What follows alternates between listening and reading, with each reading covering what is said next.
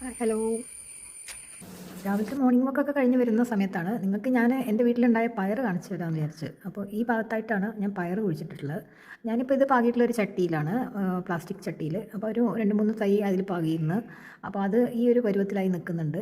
വേറെ ചട്ടിയിൽ ഞാൻ ഇനിയും പാകിയിട്ടുണ്ട്, അത് കുറച്ച് ലേറ്റായിട്ടാണ് പാകിയത്. അപ്പം ഈ പയർ നല്ല നീളമുള്ള ടൈപ്പ് പയറാണ്. ഇതിൻ്റെ പേരൊന്നും എനിക്ക് അറിഞ്ഞൂടാ. എന്നാലും അത്യാവശ്യത്തിന് വീട്ടിലാവശ്യത്തിനുള്ള പയർ ഞാൻ എപ്പോഴും വീട്ടിലുണ്ടാക്കാനായിട്ട് ശ്രദ്ധിക്കലുണ്ട്. മുന്നിലെ പറമ്പിൽ തെങ്ങുള്ളത് കാരണം വെയിൽ വളരെ കുറവാണ്. അപ്പോൾ ശരിക്കും പച്ചക്കറികൾക്ക് നല്ല വെയിൽ വേണമെന്നുള്ളതുകൊണ്ടാണ് ഞാൻ വീടിൻ്റെ സൈഡിലായിട്ട് ഇതുപോലെ നെറ്റ് കെട്ടിയിട്ട് അവിടെയാണ് പന്തലിട്ട് കൊടുത്തിരിക്കുന്നത്. ഇവിടെ ചട്ടിയിൽ വേപ്പും പിണ്ണാക്കും ചാണകപ്പൊടി ഒക്കെ കൂടി ഇട്ടിട്ടാണ് ഞാനിത് പാകിയെടുത്തിട്ടുള്ളത്. ഇനി ഇതിലേക്കുള്ള വളം ഉണ്ടാക്കിയിട്ടുള്ള രീതി ഞാൻ കാണിച്ചു തരാം. വെജിറ്റബിൾ വേസ്റ്റ് നിന്ന് ലിക്വിഡ് ഫെർട്ടിലൈസർ ഉണ്ടാക്കുന്ന വീഡിയോയിൽ ഡ്രൈ വേസ്റ്റ് ഞാൻ എന്താ ചെയ്യുന്നതെന്ന് പറഞ്ഞിരുന്നല്ലോ.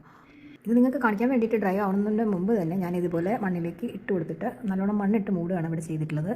ഇത് ഞാൻ തെങ്ങുള്ള ഭാഗത്തുനിന്ന് കുറച്ച് വിട്ടായിട്ട് ഒരു കുഴി കുത്തിയിട്ടാണ് ഇതുപോലെ ചെയ്തിട്ടുള്ളത്. അപ്പോൾ അതിൻ്റെ നീരൊക്കെ തെങ്ങ് വലിച്ചെടുക്കുകയും ചെയ്യും. തെങ്ങിനും ഇത് വളമാണ്.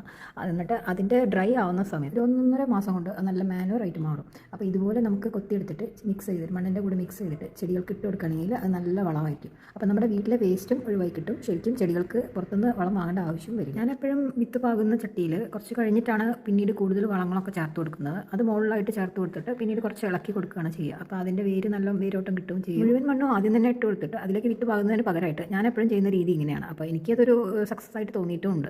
അപ്പം നമുക്ക് വളമിട്ട് കൊടുക്കുന്ന സമയത്ത് ഇളക്കി കൊടുക്കുകയൊക്കെ ചെയ്യാം. വേരോട്ടം മുകളിലേക്കായിട്ട് വരുന്നതുകൊണ്ട് എയറിൻ്റെ ഒരു കോൺടാക്ട് കിട്ടുന്ന സമയം കൊണ്ടാണെന്ന് തോന്നുന്നു അത് കുറച്ച് നന്നായിട്ട് ചെടികളിൽ കായ്കളൊക്കെ പിടിക്കുന്നുമുണ്ട്. ഞാനങ്ങനെ കൃഷിയിൽ എക്സ്പേർട്ടൊന്നും അല്ല കേട്ടോ. ഞാൻ ചെയ്യുന്ന രീതിയാണ് ഇപ്പം ഞാൻ നിങ്ങൾക്കായിട്ട് കാണിച്ചു തരുന്നത്. അതുപോലെ തന്നെ ഓരോ ചട്ടിയും ഓരോ വിത്തിൻ്റെതും ഞാൻ പല ഭാഗത്തായിട്ട് പാകാറുണ്ട്. കാരണം എന്താണെന്ന് വെച്ചാൽ നമ്മുടെ വെയിൽ വരുന്ന രീതി ഓരോ ഭാഗത്തും ഓരോ മാതിരി. അപ്പോൾ ചില ഭാഗത്ത് നന്നായിട്ട് കായ്ക്കുകയും ചെയ്യും, ചില ഭാഗത്ത് അത്ര തന്നെ നന്നായി വരില്ല. അപ്പോൾ അത് നമുക്ക് പരീക്ഷിക്കാൻ വേണ്ടിയിട്ടാണ് ഏത് ഭാഗത്തൊക്കെയാണ് നന്നായി വരുന്നത് നോക്കാൻ വേണ്ടിയിട്ടാണ് പയറിൻ്റെ വിത്ത് ഓരോ ഭാഗത്തായിട്ട് ഞാൻ പാകി പരീക്ഷിച്ച് നോക്കുന്നത്. കാണുന്ന പയറിൻ്റെ തൈകളും കൂടി പൂക്കൊക്കെ ചെയ്ത് കഴിഞ്ഞാൽ നമുക്ക് അത്യാവശ്യം വീട്ടിലേക്ക് ആവശ്യമുള്ള പയർ നമുക്ക് വീട്ടിൽ തന്നെ ഉണ്ടാവും. പിന്നെ വാങ്ങേണ്ട ആവശ്യം വരില്ല. നമ്മൾ ഒരിക്കലും ഈ ഒരു വീട്ടിലുണ്ടാക്കിയ പയർ കൂട്ടിക്കഴിഞ്ഞാൽ നമുക്ക് ഷോപ്പിൽ നിന്നൊക്കെ വാങ്ങുന്ന പയർ കഴിക്കുമ്പോൾ ഒരു ടേസ്റ്റും തോന്നില്ല.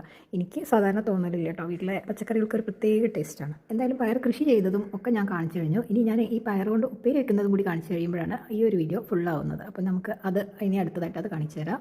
നല്ല വലിയ പയറാണ്. നീരൊട്ടും പറ്റാത്ത ഒരു നമ്മൾ കട്ട് ചെയ്യുന്ന സമയത്ത് നല്ലോണം ആ ഒരു ഉണക്കമൊന്നും ഇല്ലാത്ത നല്ല ഫ്രഷ് പയറായിട്ട് തന്നെ കിട്ടും. അതാണ് ഇതിൻ്റെ നമ്മൾ വീട്ടിലുണ്ടാക്കുന്നതിൻ്റെ പ്രത്യേകത. ഒട്ടും പാടാത്ത പയറിൻ്റെ ഉപ്പേരി എന്ന് പറഞ്ഞാൽ അതൊരു വേറെ തന്നെ ടേസ്റ്റാണ്. അപ്പോൾ നിങ്ങൾ ഇതുപോലെയൊക്കെ വീട്ടിൽ പയറിൻ്റെ വിത്ത് 2-3 ചട്ടിയിലായിട്ട് പാകിയിട്ട് ഇതുപോലെ എനിക്കും ചെയ്യാൻ പറ്റുന്നുണ്ടെങ്കിൽ നിങ്ങൾക്ക് എന്തായാലും ചെയ്യാൻ പറ്റും. അതുകൊണ്ട് നിങ്ങൾ ഇപ്പം തന്നെ പോയി കുറച്ച് പയറിൻ്റെ വിത്തൊക്കെ മേടിച്ചുകൊണ്ടെന്ന് ഇതുപോലെ ട്രൈ ചെയ്ത് നോക്കുക. നിങ്ങൾക്ക് എൻ്റെ വീഡിയോസൊക്കെ ഇഷ്ടമായിട്ടുണ്ടെങ്കിൽ സബ്സ്ക്രൈബ് ചെയ്യാൻ മറക്കരുതേ. Thank you for watching.